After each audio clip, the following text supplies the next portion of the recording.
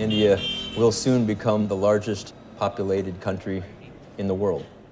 It's growing, and the demand for energy is growing. And so many of the things that India does are going to lead the world as we move forward. All of a sudden, you're creating a new middle class in China and India.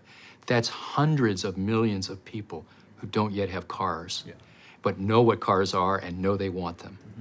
And so as their incomes rise, their consumption of automobiles is going to rise. And that means the world's consumption of fossil fuels, particularly oil, is going to rise. Right.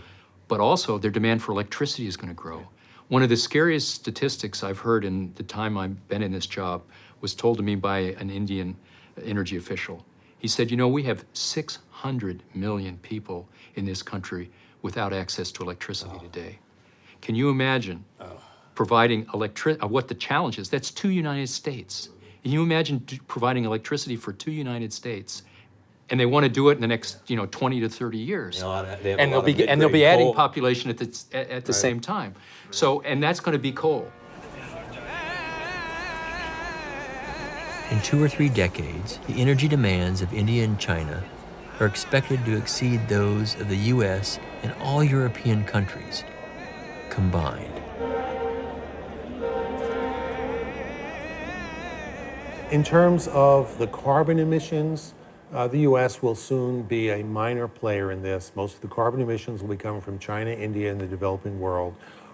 We will develop carbon sequestration, but it will be too expensive. They will not adopt it. This will become a point of friction in the future, which we will not solve. And assuming the calculations are right, we will have several degrees of global warming, which we will learn to live with because there will be no alternative. Because unless it is really cheap and affordable, the developing world cannot adopt it, and we can't afford to subsidize these huge growing nations whose economies will soon be so much larger than ours.